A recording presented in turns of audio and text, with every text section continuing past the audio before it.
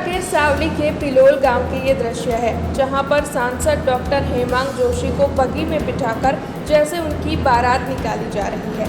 दरअसल पिलोल गांव में वडोदरा के युवा सांसद डॉक्टर हेमांग जोशी का भव्य सम्मान समारोह आयोजित करवाया गया था। वहां पर मौजूद है नीलकंठ महादेव मंदिर, जिसके परिसर में ये सम्मान समारोह आयोजित हुआ था। तब सांसद डॉक्टर हेमांग जोशी का पूरे पिलोल गांव की ओर से सम्मान किया गया था।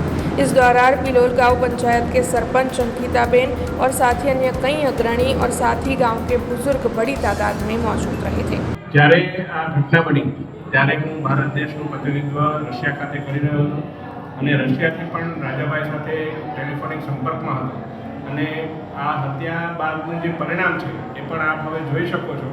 જે પ્રકારે જે પણ પોલીસ અધિકારીઓની પણ આમાં સંડોવણી હતી, પહેલાં તો એ તમામને સસ્પેન્ડ કરવામાં આવ્યા છે અને ગઈકાલે પણ પનિશમેન્ટના ભાગરૂપે ઘણા બધા એમાંથી પોલીસના અધિકારીઓને આપણે ખૂબ જ અલગ અલગ જગ્યા પર એમનું પનિશમેન્ટ ટ્રાન્સફર પણ કરવામાં આવ્યું છે અને જે એમના હત્યારાઓ છે એ હત્યારાઓ જ નહીં, પરંતુ વડોદરામાં આવા કોઈ પણ ચક્રબંધીઓ હોય એવા લોકોને આ પ્રકારની કોઈ પણ તક હવે ભવિષ્યમાં ના મળે એ માટે પણ પોલીસને સખ્ત રૂપમાં સર્વે લોકોએ સાથે મળીને તાકીદ કરી છે અને આ ઘટના પર માનનીય મુખ્યમંત્રીશ્રી, માનનીય ગૃહ રાજ્યમંત્રીશ્રી પણ ખૂબ જ ઝીણવટપૂર્વક તપાસના આદેશ આપ્યા છે। માનનીય શ્રી ડૉક્ટર હેમાંગભાઈ જોશી સાહેબ सांसद बने रहने पूर्व पहले हमारी 6 से 7 वर्ष की જ્યારે કંપનીમાં ચેનલમાં તરીકે જોબ કરતા ત્યારથી અમારા પારિવારિક સંબંધ હતા અને ચૂંટણી સંજોગો તમે ચૂંટણી લડવાની ચૂંટણી જે લડ્યા પછી સંસદ તરીકે ચૂંટાયા હોય ત્યારે 5 મહિનાનો સમયગાળો થઈ ગયો ત્યારે અમે એમને કહ્યું હતું કે હવે એક દિવસ અમારા ગામની મુલાકાત લો। એટલે આજે અમને ગઈકાલે અમારે ડિસ્કસ કર્યા પછી અમે અમારા નાના કોઈ સ્વાગત કાર્યમાં ઉપસ્થિત રહ્યા।